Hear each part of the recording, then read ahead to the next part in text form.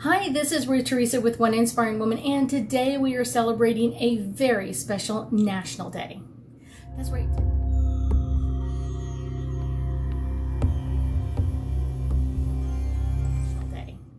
That's right. Today is July 2nd. It's the day that we celebrate National UFO Day.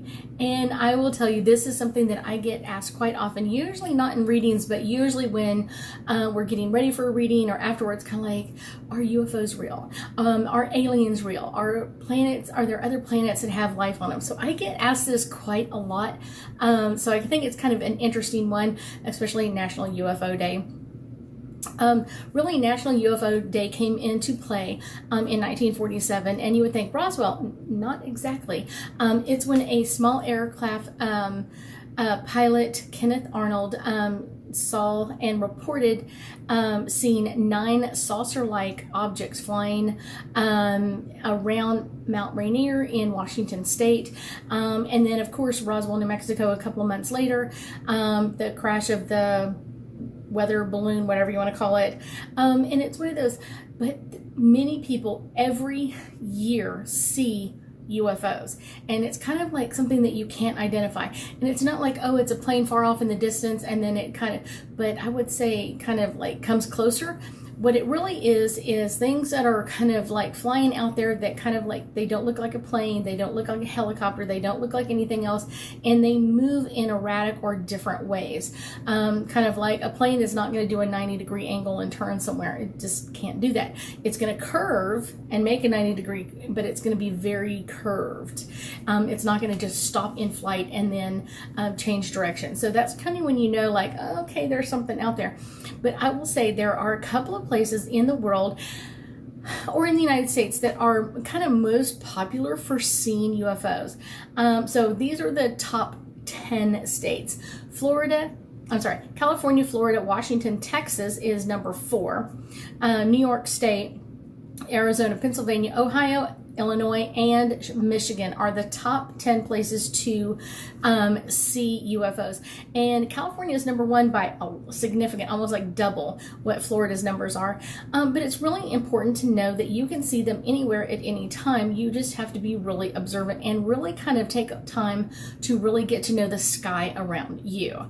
And that's kind of the cool part, is once you kind of get to know like the flight patterns of the aircraft that come into the airports near you, you kind of get to know like, oh, this is a flight pattern, everybody's going the same direction, or this is the flight pattern out.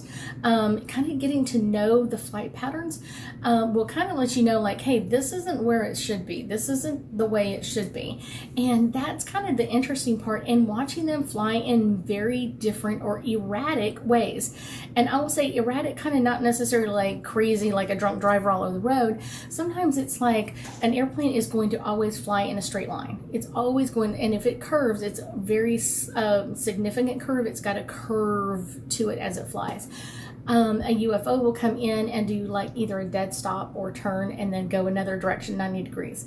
And it's not a curve to it. It's kind of like a literally a 45-degree angle, and it turns out. So that's kind of one of those interesting things for people to understand is UFOs fly in very erratic ways. Now, kind of usually with UFOs, people start asking about alien life, and that's kind of one of the fun ones.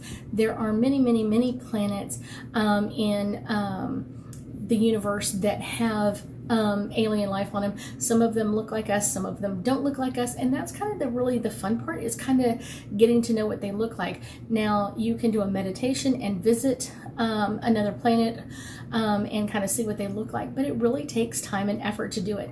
You can't just meditate on your own kind of like instantly, oh, here we go to another planet. You have to kind of work up to that type of meditation and really amping up your energy to really connect with that energy, because some people are like, oh yeah, I can meditate. Not necessarily.